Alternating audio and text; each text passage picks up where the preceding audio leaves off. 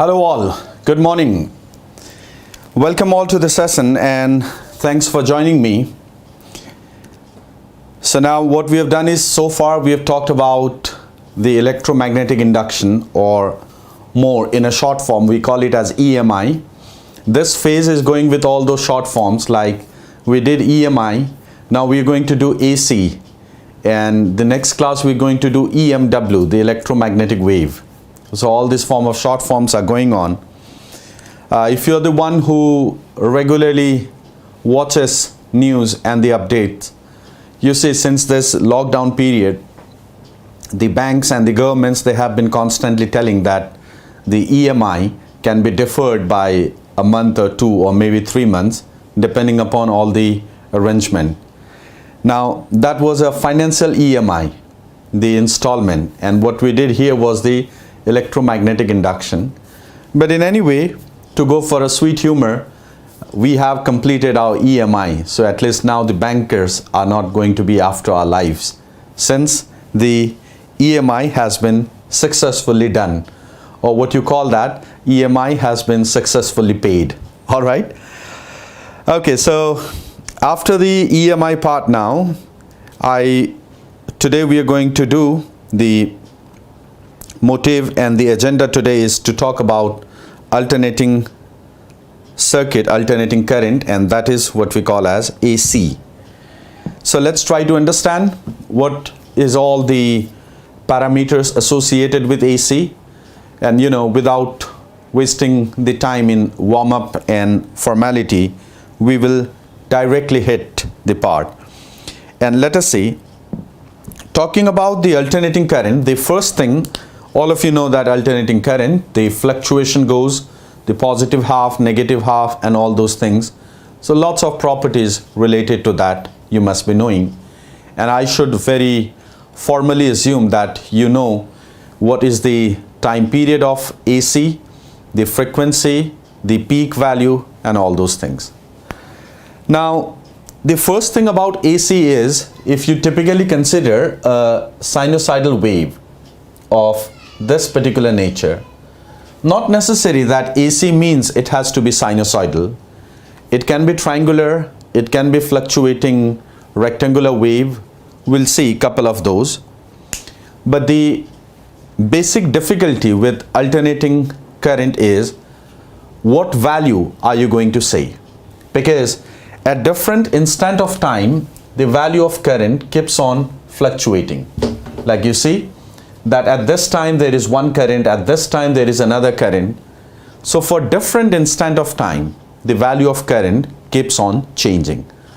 So it is something like a mischievous rat which has entered your room and you're trying to catch it. You try to catch it, it slips away. So this is what it happens, that at this given time there is one value of current, and suddenly later the value of current changes and it keeps on fluctuating. So in this regard, we have to discuss some basic terminology, and the first terminology that we have is the situation of RMS current. So let's see, what is this RMS current? So this RMS current, the full form is the root mean square value of current. So root mean square value, what does that physically mean? Let's try to understand that. So it's something like this. For example, this is a resistor R and there is another resistor R. That means both the resistance are of same value. And in one case, what you do is you apply AC current, and in other case you apply DC current. Now when you apply AC current, at every instant the value of current keeps on changing, while in case of DC the value is fixed. Now let's say that both are being applied for same time t, and you also want the same heat produced.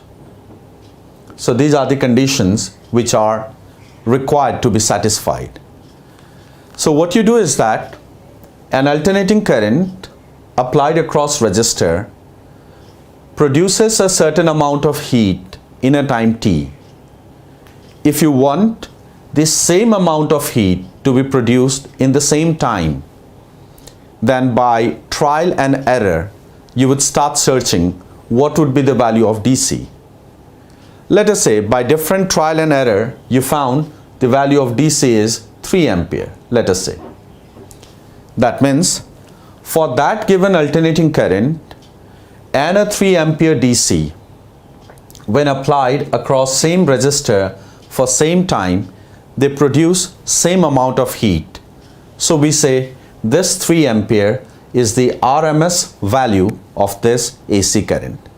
So we say that the RMS value of that AC is equal to 3 ampere.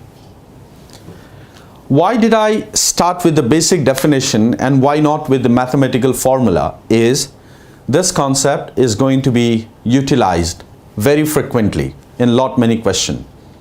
And more importantly, what you people have to realize is that the definition of RMS value is strictly defined in terms of heat, nothing more than that.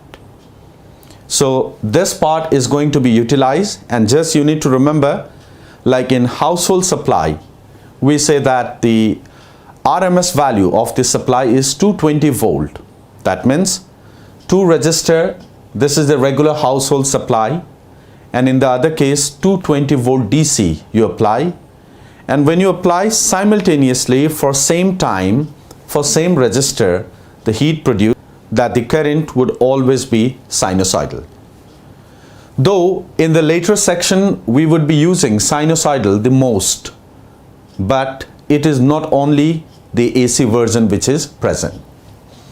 And by definition, IRMS comes out to be integral I square dt by the total time period n raised to the power half. So this is the basic definition you need to follow when it comes to the RMS value. There is no other alternative and there is no other escape route. You need to memorize this formula if you really want to solve the questions related to this. And of course, the limit of integration will go from 0 to capital T. And what is small I? Small I is the instantaneous value. That function will be provided to you, or by looking at the graph, you would be generating a function. See, when it comes to a normal sine wave or cos wave, all of you must have memorized the RMS value as I naught by root 2. But to solve varieties of question, at least 2 things you keep in mind. Number 1 is integral, let me just change it.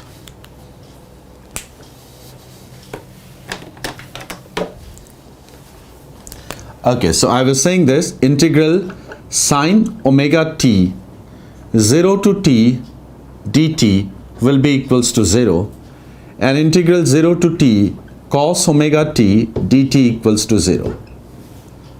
So if you are good in mathematical visualization, you would find this result to be very obvious, because when it comes to one period, from 0 to t, the positive area is exactly equal to negative area. So that integration is going to be equals to 0.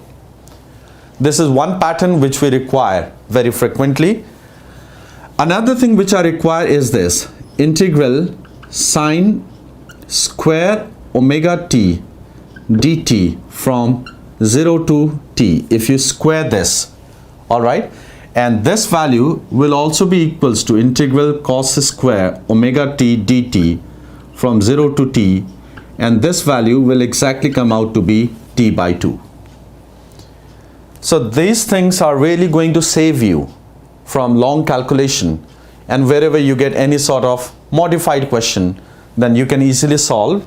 So any aspirant who is preparing, it's always expected these sort of small techniques which is really going to save your time, that is omega t, then the RMS value of this is I naught by root 2.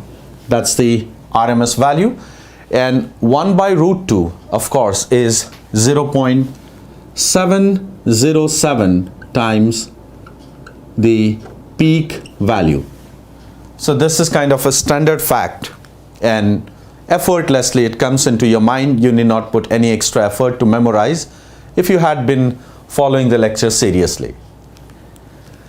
But now if I have I say equals to A sine omega t plus B cos omega t, and I want to find the RMS value of this particular function. The value of A can be anything, 3, 4, 5. The value of B can be anything. That doesn't matter. Now let's try to see how are we going to calculate the RMS value. Let's say straightway through the definition, that is 0 to t I square. So if I square, that's going to be A square sine square omega t plus B square cos square omega t plus 2ab sine omega t cos omega t. So that has been I squared, and here is dt. Don't get scared, it's not so bulky enough, it's quite easily handleable, and divided by the total time period t, and raised to the power half is going to be the IRMS value. So this is how we calculate the RMS value. Just a second please. All right, let me pull a boundary here so that I will not go out of the frame. So what we did is that we put up the definition of I square, A plus B whole square, A square plus B square plus 2AB in that given way. And now let's try to see how are we going to calculate that RMS value. We'll have to use the properties that we have, considered right now.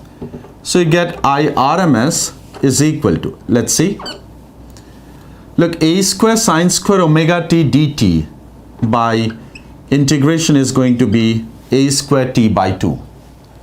Because the integral of sine square omega t for a period, we have seen, that's capital T by 2. Similarly, for cos square, that will be B square t by 2. And the second one, or the third one, is going to be 0. Because 2 sine omega t cos omega t will be sine 2 omega t. So sine theta, sine 2 theta, sine 3 theta for an integral of a period is always going to be 0. So the third one will be 0, and downstairs is t raised to the power half. So this RMS value is going to be A square by 2 plus B square by 2 raised to the power half. So that is going to come as the RMS value of this particular function. That's a way how you calculate the RMS value. So hope this one has not been so difficult enough. A little bit of presence of mind is required, and that is all what you can do. All right, to give you one more practice on this, let me go for a question, and this is for you. So get ready people with your pen and paper.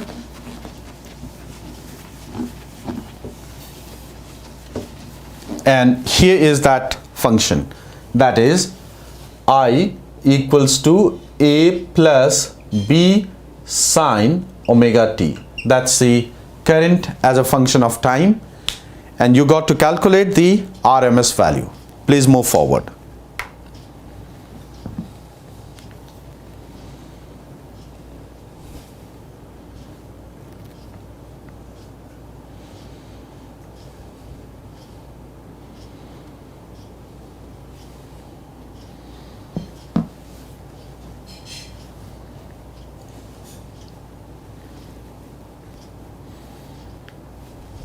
A square integral is A square t. B square is constant. Sine square omega t will be t by 2 divided by t raised to the power half. And this RMS value is going to be A square plus B square divided by 2 raised to the power half. So that is how we got to calculate the RMS value of any given function. All right, so a square plus b square by 2. That's great. A square plus b square by 2. Wonderful. Wonderful. That's wonderful. So this is how you're going to do it, and that's great. Now, you know, the way you have started posting your answer is that you can completely do it. Just click the photo, crop it up and send it. That's wonderful. So this is how we calculate the RMS value. And one more. Let's try to see where a graph would be involved. Let's see how can we calculate the RMS value of that particular function. So in this given situation, this one will give you a nice way, a nice learning as well. This is I versus t, and here this. So this example will serve dual purpose. Number one, you would not be in the impression that alternating circuit means always sinusoidal. You can have other functions as well. And apart from that, this I is I naught, and this is minus of I naught. 0 t by 2 t, and the process goes on. So I need the RMS value of this function, and just do it. If you haven't done it before, certainly you're going to get a nice result for that.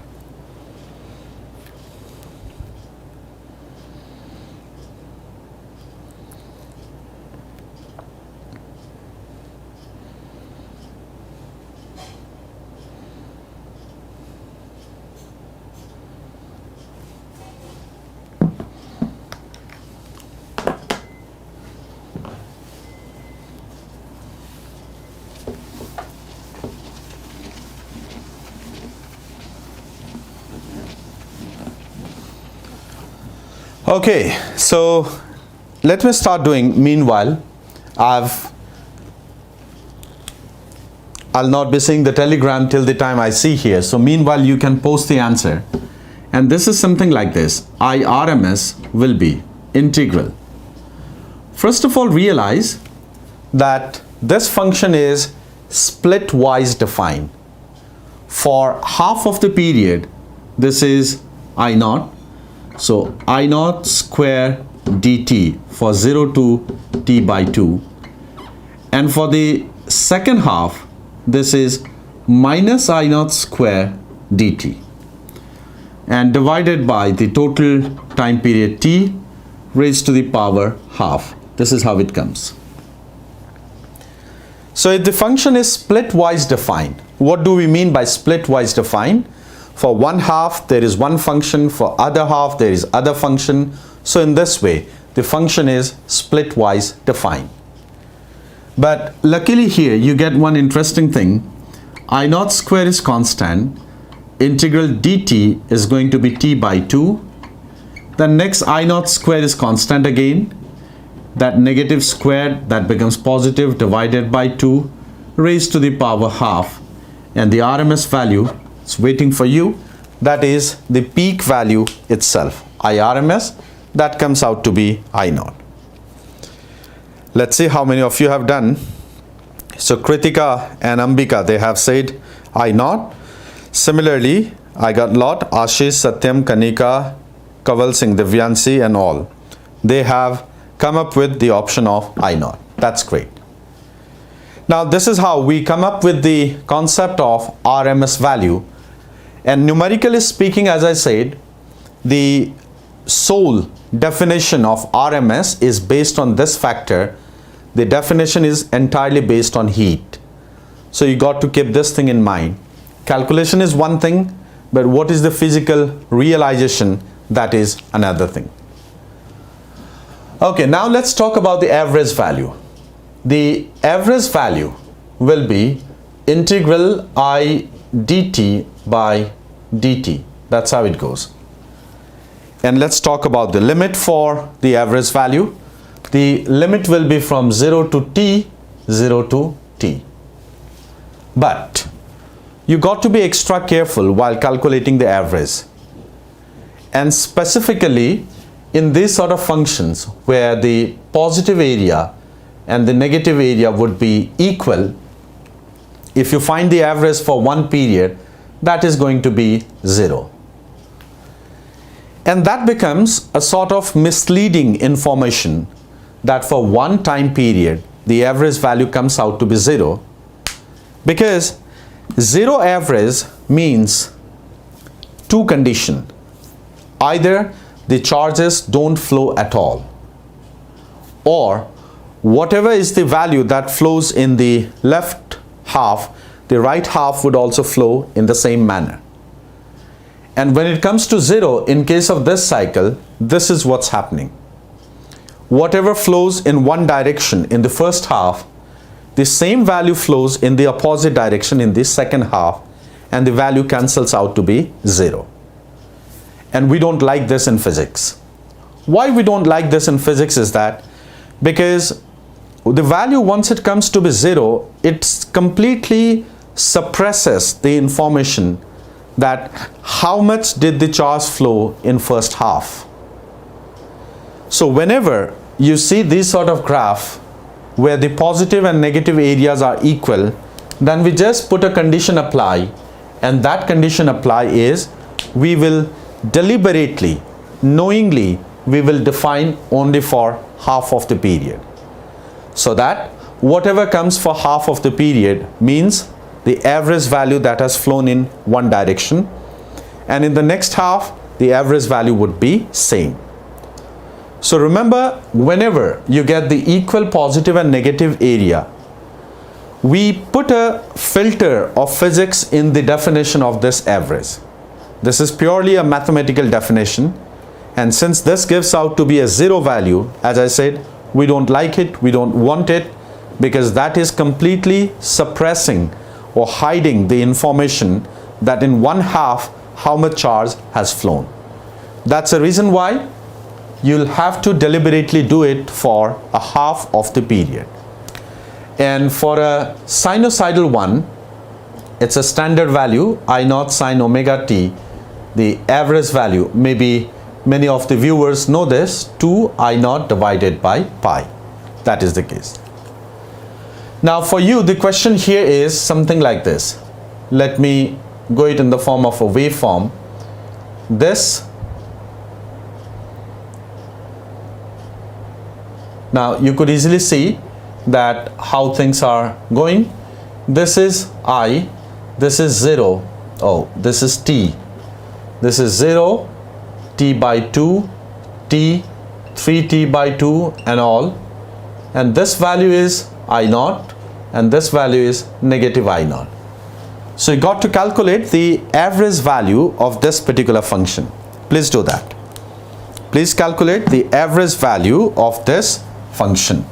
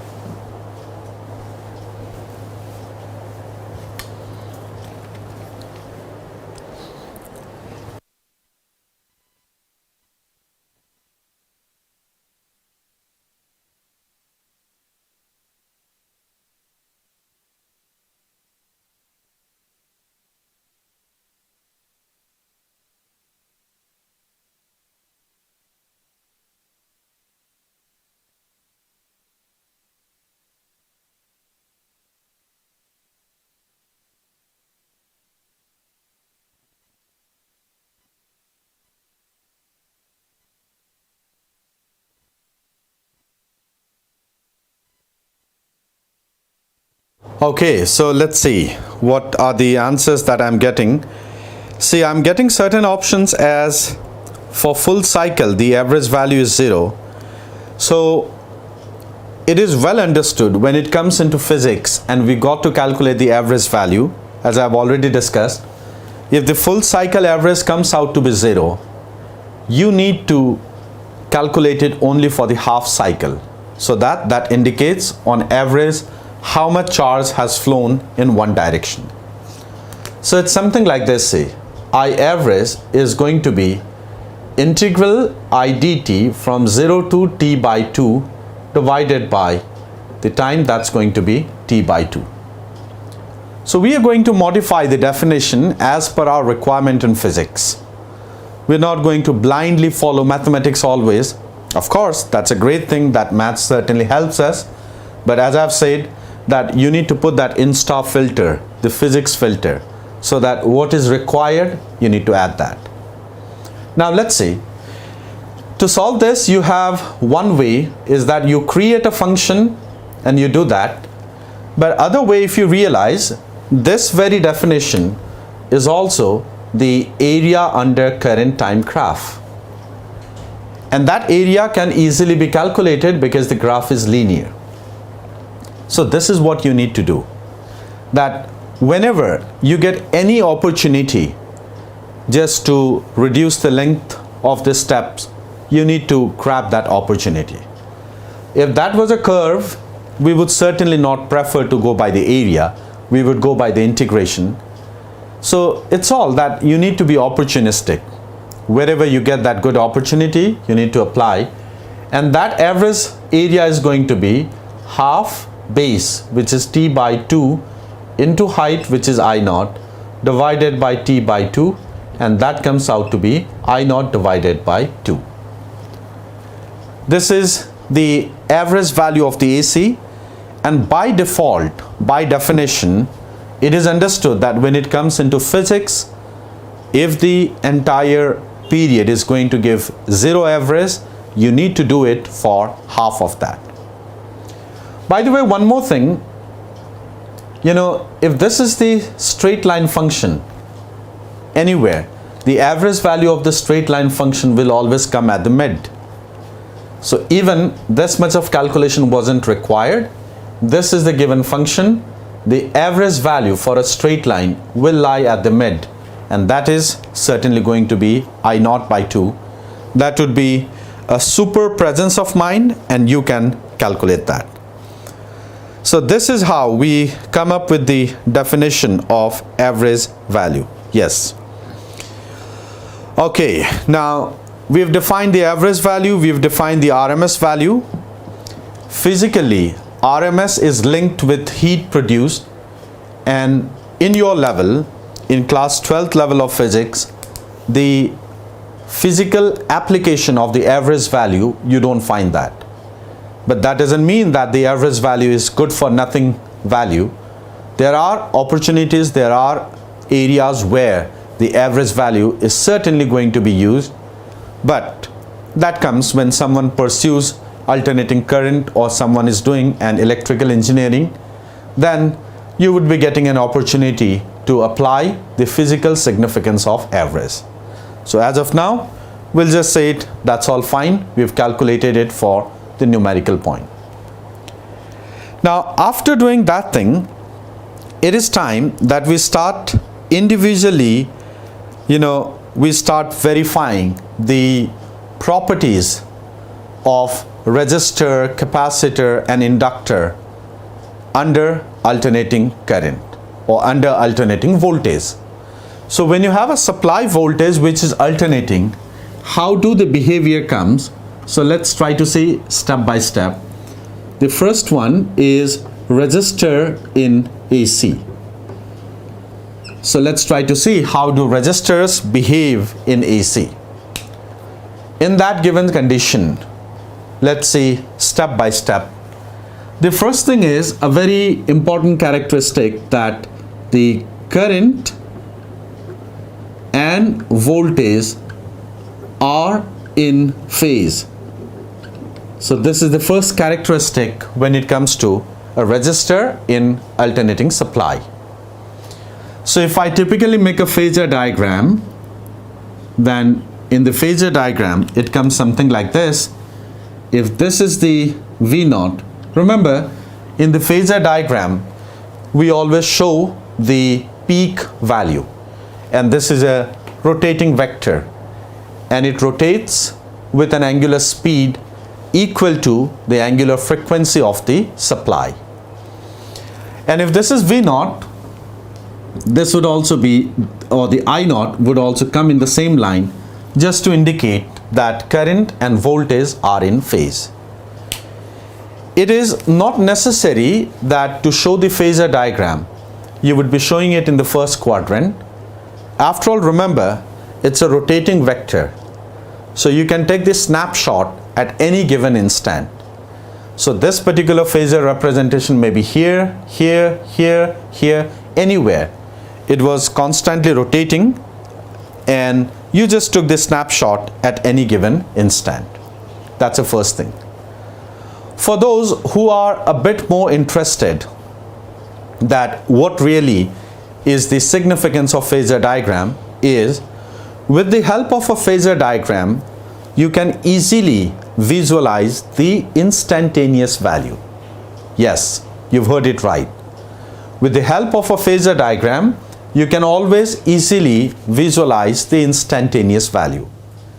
But where is the instantaneous value?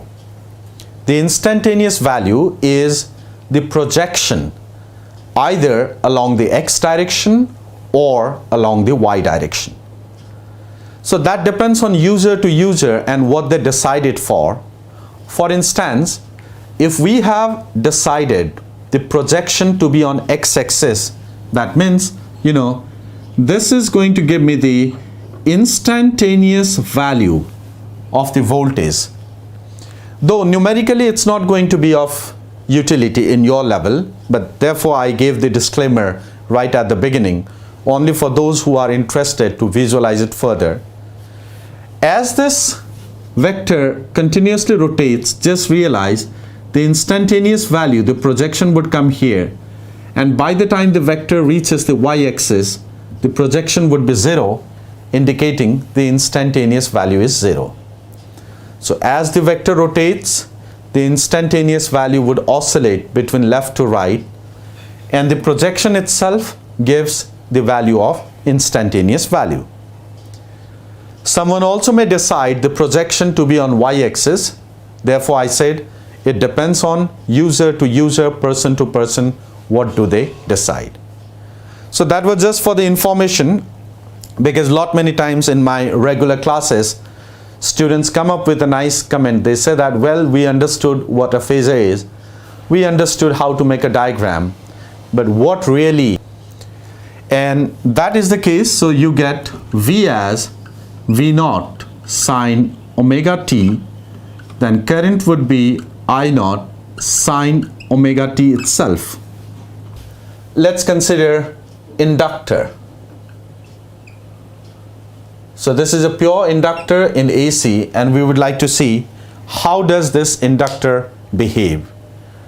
The first characteristic in case of inductor is, you need to understand that the current lags the voltage by pi by 2. That's the first point. The value of current in case of inductor lags behind the voltage by pi by 2. It means whenever the current is maximum, voltage is minimum, and vice versa. That's the first thing. Second interesting thing you decide here is that XL, and that XL is called as the inductive reactance. So let me just explain you what would be the significance of inductive reactance. So just by writing the unit, you could easily understand that it's some sort of resistance. The unit is purely ohm. If you want to understand inductive reactance, let me give you an analogy. So there are two types of, if you go for a shopping, you get two sort of places, the market division. One is a fixed price shop. So no matter who comes, for everyone, for every customer, the price of anything is always the same. Another is a typical marketplace where huge amount of bargain happens. And you see, a shopkeeper is very good on his intuition, and just by looking at the overall persona of the customer, the shopkeeper decides the price. So if he finds a person who is, very rich in terms of his wallet, then certainly he is going to raise his price. And if he finds the other way, he would, quote the price immediately at a normal level, which would help in closing the deal. So if he finds that a person cannot pay much, so he should not scare the customer by over rising the price, so that just by hearing the price itself, the customer would run away. That's not allowed. Now, register is a fixed price shop, because the resistance offered by a register is always the same, no matter what is the frequency of the supply. The frequency of the supply may be 50, it may be 100, it may be 150. That absolutely doesn't matter. The resistance offered by a resistor is always same. But when it comes to inductor, it's something like a high bargain shop. Just by looking at the customer, the shopkeeper decides the price. The resistance offered by an inductor also depends on the frequency of the supply, and that comes out to be omega times L. And what does omega depend upon? Omega depends upon the source. So depending upon the type of source that is present, the resistance offered by inductor is different. And for low frequency, the reactance is less. For high frequency, the reactance is high. So if we would like to plot the graph between frequency versus XL, because this is ultimately 2 pi FL, you get this sort of structure.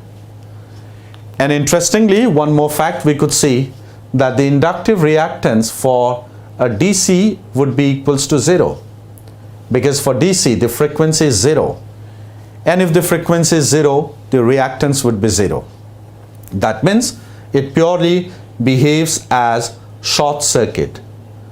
Remember, at steady state, yesterday we had talked about that, the final behavior of an inductor is that it behaves as a short circuit at the steady state. These are all the characteristics of AC in steady state. So when you put F equals to 0, you would also be getting the behavior of the circuit under steady state, remember. So higher is the frequency of the supply, higher would be the resistance offered by inductor. And since the resistance depends on frequency, we give the name reactance. So whenever you find the word reactance, it means the resistance given depends on the frequency. And after that, this comes out to be I naught is V naught divided by XL. This is the case. The peak current is peak voltage divided by the reactance. Or you can also write IRMS is VRMS divided by XL. If you divide by root 2 both sides, you get that much. Now guys, you need to understand one thing. There is one point where a frequent mistake may arise, and that is, for voltage by reactance, the result is valid for peak current, the result is valid for RMS current, but don't do the mistake of doing that instantaneous, like the small case is always used for instantaneous. So for instantaneous current, that is not equal to instantaneous voltage by reactance. Now let me explain it to you why. But first of all, keep this thing very firmly in your mind. Dimensionally, that is fine, that voltage by resistance is current, but all dimensionally correct are not physically correct. So got to be very, very careful in this expression. Now let me tell the reason behind this. The reason behind this is, just think very carefully, when instantaneous voltage is 0, if this relationship was valid, then when small v is 0, then small I, the instantaneous, would also be 0. And we know that is not allowed because there is a phase difference of pi by 2. So remember, this expression cannot be used for instantaneous, but what does this mean? Now there is a meaning to understand. This doesn't mean that when the current is peak, voltage is peak. This is simply the relationship between them. Let me put it in other words. The meaning is something like this. If you give me the peak voltage, I can predict how much is the peak current. If you give me the RMS voltage, I can predict how much is the RMS current. But this expression not at all says that when voltage is peak, current is peak, because this is not the instantaneous expression. This is the instantaneous expression. So if instantaneous would have been valid, then you mean to say when voltage is 0, current is 0, but that is not the case. And then if we try to see with the help of a phasor diagram, you can come in this way, that the current and the voltage, if you see, so this is I naught, this is V naught L, it's better to write the peak voltage across inductor, and there is an angle of 90 degree. In the phasor language, an anti-clockwise is always taken to be leading. So current is clockwise of the voltage, indicating current lags behind the voltage by pi by 2. See, whatever we've done, I can come up with a very nice example, and that will help you to summarize all these things. Let's see. A numerical is a best medicine to remove and to recapitulate all those things. So let's see with the help of an example. So here is an inductive circuit, and let us say this V is 100 sine 50t plus of pi by 6. That's the instantaneous supply. And this is L, which is 0.2 Henry. That's the inductance. Now remember, that's not inductive reactance. Look at the unit is given in Henry. So I want the value of peak current. I want these things: XL, peak current, and the instantaneous current as a function of time. Yes, please proceed.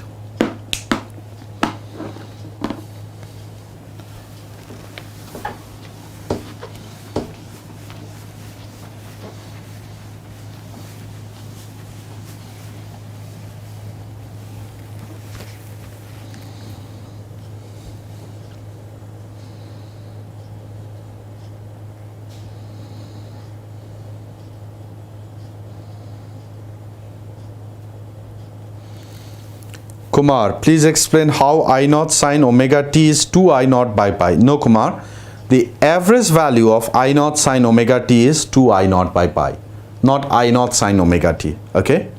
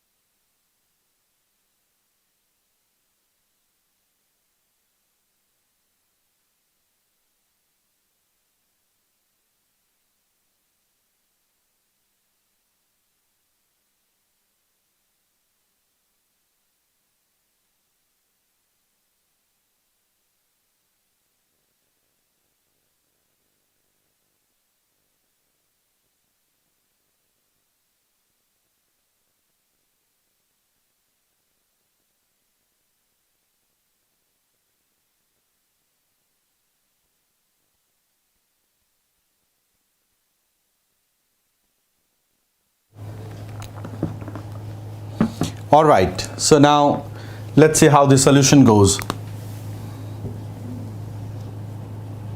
See, the idea is, first of all, let's calculate XL. The value of XL is omega times L, so that's 50 multiplied by 0.2, and that is 10 ohm. And the value of peak current is V peak divided by XL, so that is 100 by 10, and that is 10 ampere. Straightforward. But then when you put in the formula for instantaneous, you got to be careful here. And this is how it comes. The instantaneous is I naught sine. What you do is that as it is, copy the phase of voltage. The phase of voltage has been copied as it is, and an additional minus of pi by 2 that is required to indicate that current lags behind the voltage by pi by 2. Rest of calculation you can do, and this is how it comes. So let's see, pi by 6 minus of pi by 2, so that is minus of pi by 3. That's simple.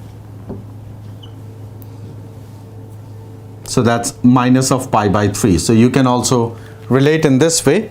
So let's see how many people have I got here. That's great. Navneet, Ambika, Harsh, Kritika, Prachi, Abhigyan, Deveshwar. Wonderful. Okay, Deveshwar, I slightly slipped. Then let's see here. That has to be, yes, Siva, that's great, wonderful. Harini, there has to be minus of pi by 2, hope you've understood. And Vignesh, minus of pi by 3, that is required. So this is how we come up with the calculation of instantaneous value when it comes to the inductor in AC.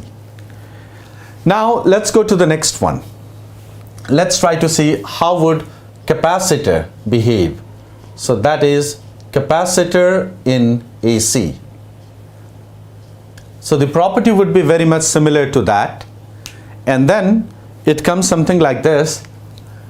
For capacitor, first of all, the current leads the voltage by pi by 2. That's the first characteristic. For capacitor, it leads. The difference phase is pi by 2 in both capacitor and inductor. But in capacitor, current leads, while in case of inductor, current lags. So that's very straightforward. Then we define capacitive reactance, which is XC, and that is 1 by omega C, which is 1 by 2 pi FC. That's the capacitive reactance. And after that, the same property, like the capacitor also adjusts its resistance depending on the type of source you have. For different source, the reactance would be different, and since the relationship is so obvious, y inversely proportional to x, so that's going to be a rectangular hyperbola. And at steady state, xc for DC comes out to be infinite. So you know, when a RC circuit or a capacitive circuit is there, at steady state, the reactance of capacitor becomes infinite, and all of you must be well versed with that a capacitor behaves as are always added algebraically. If you have instantaneous values, the instantaneous values are always added algebraically, the same way how you are done in case of DC circuit. Instantaneous values, they are always added algebraically.